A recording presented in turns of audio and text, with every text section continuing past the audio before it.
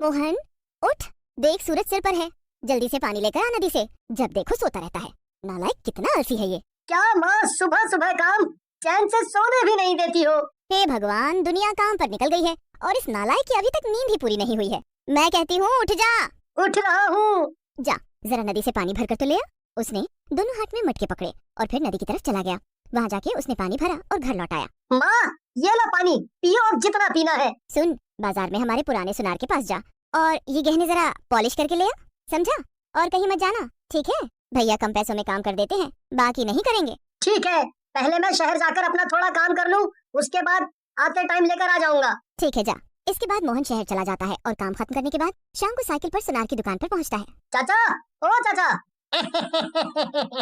कौन है भाई? अरे मैं यहाँ कुछ गहने पॉलिश कराने लाया हूँ। जी जी, लाइए, इसी काम के लिए तो बैठे हैं हम। जी, आज ही हाथों हाथ कर देंगे क्या? हाथों हाथ तो नहीं हो सकता। देखिए जी, कारीगरी का काम है, समय लगता है। पर वो जो दूसरे सुनार है, वो तो हाथों हाथ दे देते हैं। जी देते होंगे, सबका अपना अपना ढंग है काम करने का। मोहन कुछ नहीं कहता, पर उसे कुछ गड़बड़ लगी। जी, अब मैं चलता हूँ, कल आता हूँ इसी समय पर। हमारे गहने तैयार रखिएगा। जी जी, बिल्कुल बिल्कुल।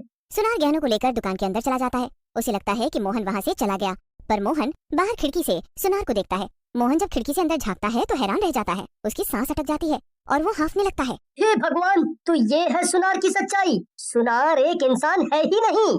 मोहन देखता है कि सुनार एक भूत है जो सबके सामने सुनार बन के रहता है। उसकी एक पत्नी भी है, बहुत भयानक चुड़ैल, जो गहनों से लदी हुई है। लगता है बहुत कमाई हुई है आज। क्यों ना हो, गांव वाले हैं ही इतने मूर्ख, सस्ता समझकर मेरे पास ही आते हैं। इन गहनों को साफ करके जो सोना हम चुराएंगे उससे तुम अपने लिए और भी गहने बनाना। मैं बनूंगी सबसे सुंदर चुड़ैल। इतने गहने तो किसी के पास भी नहीं होंगे। मोहन के हाथों से खिड़की का दरवाजा बज जाता है। चुड़ैल तुरंत ही दरवाजा खोलती है। उनके दरवाजा खोलते ही, अच्छा, तो तुम दोनों मिलकर गांव वालों को मूर्ख समझते हो। मैं अभी जाकर पूरे गांव को बताता हूँ। तू हमारा क्या बिगाड़ पाएगा? इसे तो मैं मजा चखाती हूँ। चुड़ैल मोहन को बुरी तरीके से घायल कर देती है और उसे रस्सी से बांध देती है। अब क्या करें इसका? ऐसा करते हैं, जंगल में छोड़ाते हैं, वहाँ इसे कोई नहीं देखेगा। अगर ये किसी से मिला और इसने किसी को बता दिया तो? इसकी बातों पर यकीन कौन करेगा? वो दोनों उसे जंगल में फेंक देते हैं। वो बेहोश था। शाम हो जाती है। उसकी तरफ जंगली जानवर आ रहे होते हैं, लेकिन वो अपनी जगह से हिल नहीं पा रहा होता है। हे प्रभु, मैंने ऐसा क्या गलत किया जो मुझे ये सब झेलना पड़ रहा है? मैं तो सबकी मदद करना चाहता था और आज खुद ही इतना काबिल नहीं हूँ कि खुद की मदद कर पाऊँ। तभी उसके पीछे जो पेड़ होता है वो बोलता है, ये लो और इन सबको भगा दो। इससे भगाओ इन्हें, ये जादुई लकड़ी है, इससे कोई भी तुम्हें हरा नहीं पाए। मोहन उस लकड़ी का इस्तेमाल करके उन सभी को भगा देता है। मोहन उस लकड़ी को लेकर वहाँ से चला जाता है। वो अपने गांव पहुँच रहा होता है। तभी वो रास्ते में सुनार को देख लेता है। वहाँ सुनार और मोहन के अलावा और कोई नहीं होता, इसलिए सुनार भूत बनके मोहन से कहने लगता है, वाह भाई, उस दिन तो तू बच गया, लेकिन आज तुझे छोड़ेंगे नहीं। तुम क्या बताओगे?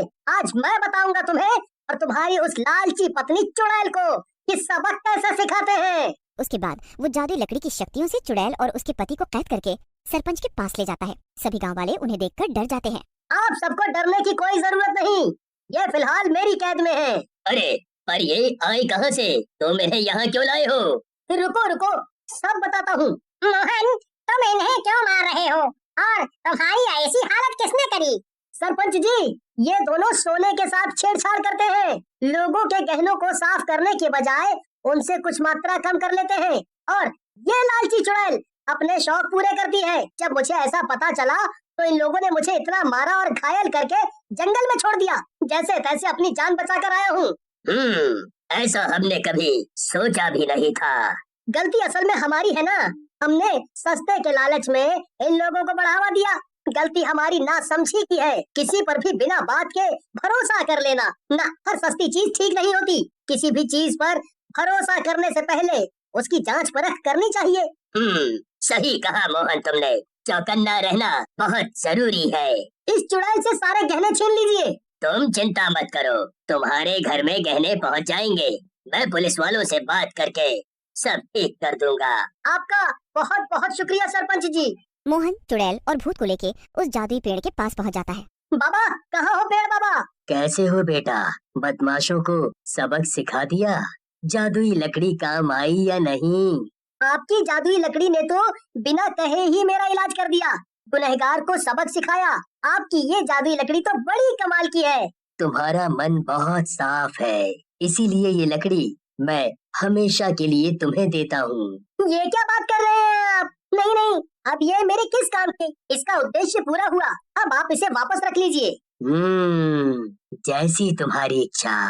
अब आप इस लालची चुड़ैल और भूत का कुछ कीजिए, इन्हें आप कड़ी से कड़ी सजा दीजिए। हमें माफ कर दीजिए, हम आज के बाद कभी ऐसा नहीं करेंगे। हाँ। तुम्हें माफी नहीं मिलेगी। बेटा, इन्होंने बहुत से पाप किए हैं जिनकी सजा इन्हें मिल चुकी है। अब हमें इन्हें माफ कर देना चाहिए। बेटा, तुम साहसी हो और साहसी लोगों को हमेशा क्षमा का भाव रखना चाहिए। हमें सब जीवों के प्रति अपना करुण स्वभाव रखना चाहिए। हाँ बाबा, मैं समझ गया। आपका बहुत बहुत धन्यवाद। जाओ और अपनी जिंदगी अच्छे से जियो और साहसी बनो, आलसी नहीं। दोनों के दोनों हंस